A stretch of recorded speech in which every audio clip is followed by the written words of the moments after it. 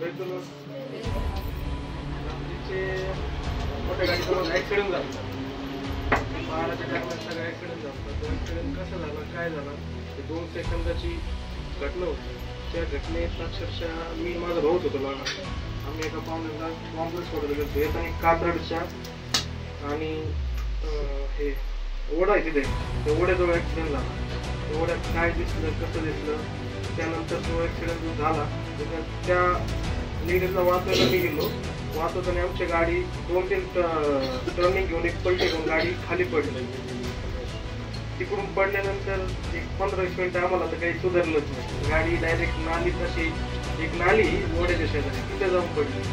आणि तो हसण्याचा आवाज वगैरे होता, तो सगळं येत होता.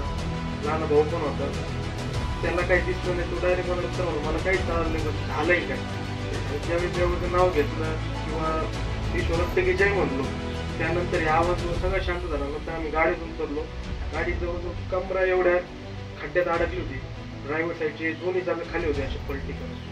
त्याच्यातून आम्ही म्हणजे 2 वाजेपर्यंत आम्ही तिथंच खेळ झाला होता. 12:30 नंतर ते झालं.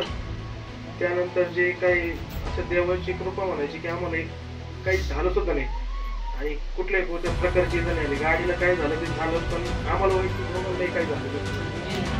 ट्रॅक्टर बोलवला, ट्रॅक्टरने गाडी मागवत ओढत नव्हती, गाडी उचलत सुद्धा नव्हती.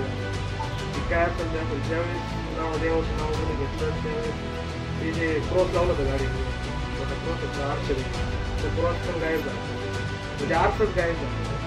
आरसा आम्हाला बंद सकाळी गाडी मागच्या शिकायला लागली. एक पलटी खाऊन गाडी पलटी खाऊन तेवढं खड्ड्यामध्ये घेतली.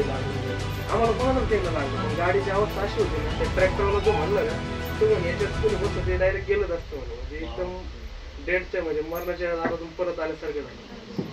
जर तुम्ही आजारी असाल, कुठल्या प्रॉब्लेममध्ये असाल, तर तुम्ही येऊ शकता प्रॉफिट जेएस मिनिस्ट्री दर रविवारी सकाळी 11 वाजता पिंपळगाव माळवी व दर शनिवारी संध्याकाळी 4 वाजता राहुरी येथे.